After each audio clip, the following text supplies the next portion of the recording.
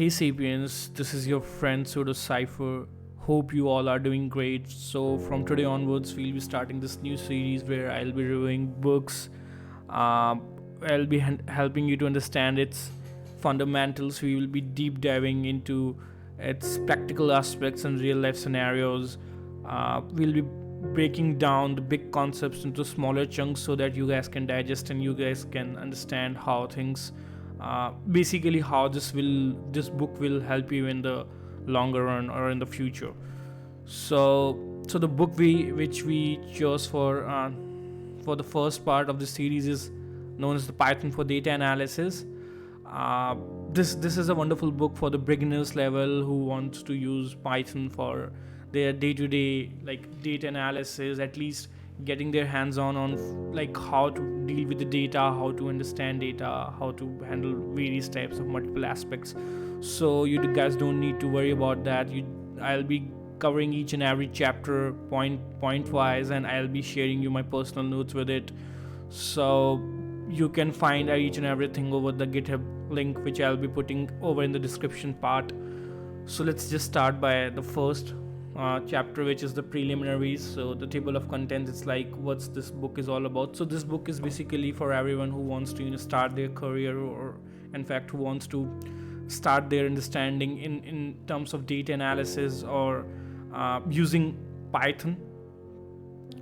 So the using Python and so the question here arises, like, why only Python, why not any other language?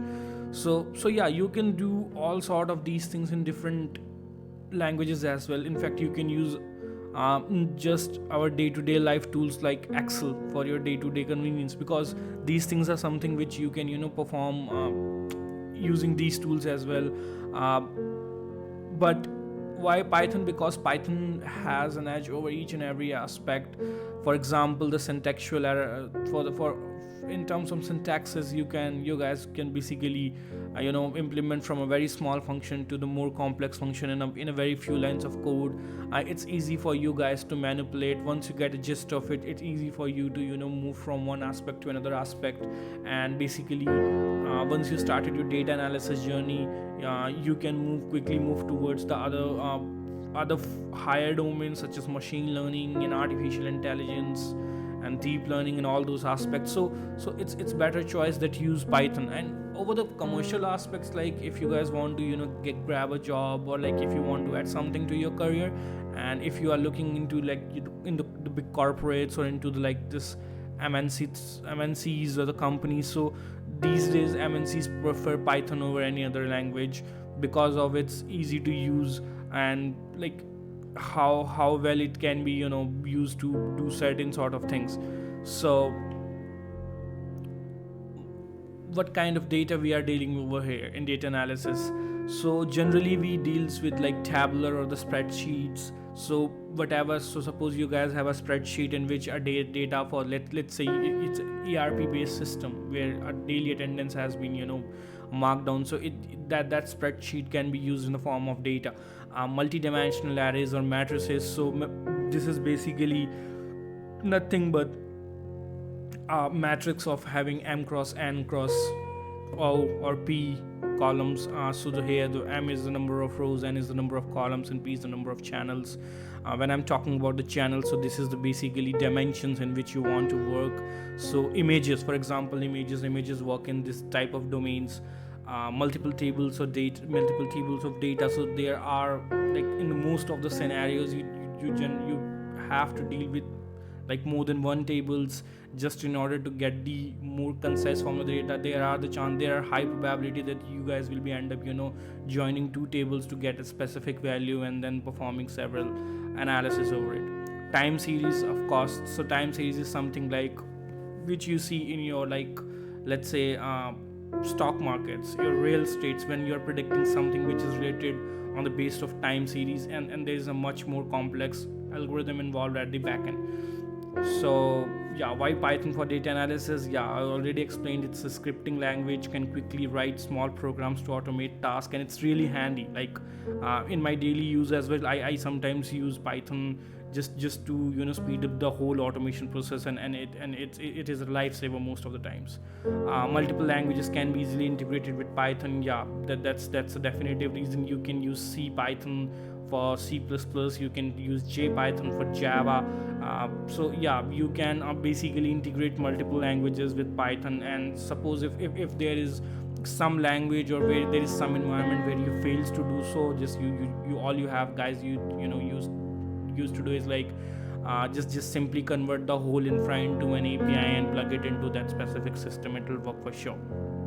It's suitable for both research and practical based production based development categories. So if I have to classify into two categories, there are two categories, like let's say for like a production based development.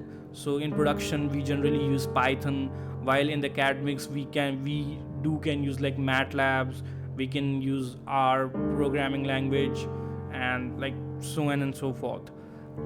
So what are some essential Python? So this book will consist of like the beginners level, the initial level of these libraries, which are basically the state of art. The most of the Python algorithms, or the most of the machine learning algorithms have been written using these libraries itself. So it will be wonderful that you guys will at least have a hands-on experience once you are done with this book. So the few of the libraries which this book covers is like NumPy, which stands for numerical Python, and why is it is used for the data structures algorithms, and it's really fast and efficient matrices handling. You guys can create your own similar order matrices and similar order functionalities using other Python libraries. For example, if you want to develop something from scratch, you guys can simply import math, and then you can start developing those codes. But I personally recommend that instead of doing those scratch things, you guys can simply use NumPy and see it in action. This is highly optimized library, and NumPy is something which is the base of like most of the advanced libraries, right? So array-based data set, mathematical operations, you guys it's easy for you to perform any sort of mathematical operations like linear algebra, Fourier transformations, random number generations, and most of all like matrix handling. NumPy has an edge over each and everything. Second library which we'll be guys using is like the Pandas. So Pandas is basically stands for panel data. Panel data is something which is so panel data is something which is like your table, your data table, anything which can be represented in number of rows and number of columns, that can be constituted into a given table. You can call it a panel data. You have to I can confidently say this thing, that in the 90% of the cases in the classical machine learning and the statistical machine learning, until unless you are not going to the advanced level where you are dealing with the like petabytes of or terabytes of data. So you guys will be dealing with like normal CSVs, Excels, normal DBs. You will be bridging multiple databases so that you can at least you can club the data, you can gather the data, you can manipulate the data. So for all those stuffs, you guys would be needing Pandas for sure.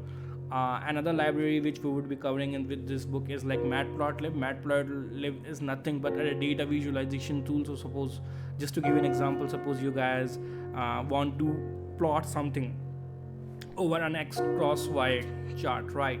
So Matplotlib would be a great help to you. So another two libraries which I would be recommending you, and we would be seeing their like aspects and hands-on aspects and practical aspects both as well, is like SciPy. SciPy is basically science Python. So this is basically used for most of the things which is like which deals with your daily day-to-day let's say like statistical related stuff, right? So you will be having it's easy to use SciPy and do the signal processing, do the spectral analysis, deals with all the formulas related to the statistics and probability. It's really easy and handy library if you want to do at least some sort of pre-processing, and the data which you need to do pre-process in order to get the final results, or in fact get the trainings. And if you want to get rid of certain number of redundancies, and if you want, basically if you want to clean up your data, so SciPy would be your great help. The final library which would be using over here is the scikit-learn. So scikit-learn is the traditional machine learning and AI standard library. So this library has all the modules inbuilt in it, and all the formulas and all the functions which we guys will be using in our future sessions can be basically easily determined using scikit, because all you have to is call the scikit-learn module, and under those modules you got classes and objects associated with it, and you can simply call them, and your most of your work will be done. So but you guys would be able to perform classification, regression, clustering, and all sort of traditional machine learning stuff. There are one more thing here I would like to highlight is most of the time we would be dealing with the Jupyter notebooks. So Jupyter notebook is nothing but an advancement of IPython. IPython stands for interactive Python. So what you guys see in your day-to-day life is if I can show you just now over my screen itself. So this is the form of Python which we generally use in our day-to-day. So this is just the normal Python, right? So here is my name.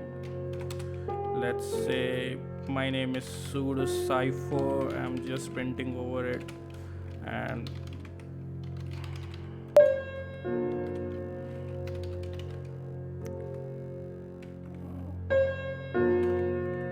I need to print the name. So okay, so there is nothing interactive in it. It's just the normal terminal based system, but instead of this, what we can do is we can use IPython for the same, and the benefits of the benefits of the IPython is it's a more of interactive Python session. So you can do all sort of stuff we will be discussing more about in the few future sessions, but let me just show it to you. So basically here if you want to see which variables you have till now, so you can easily see it.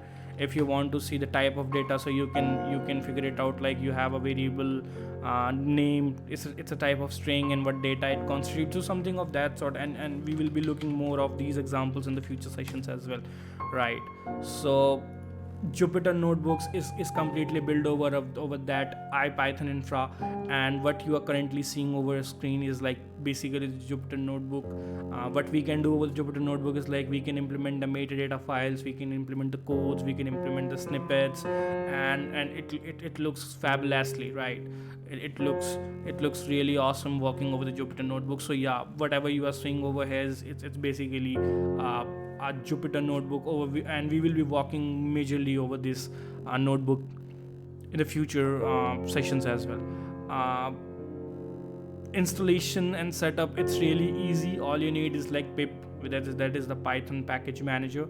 So you guys can use that. As far as the development environments are concerned, there are few of them PyCharm, the traditional Python, the Spiders, Komodo, and you guys can use the internal Pythons if you are over the Mac or let's say Linux.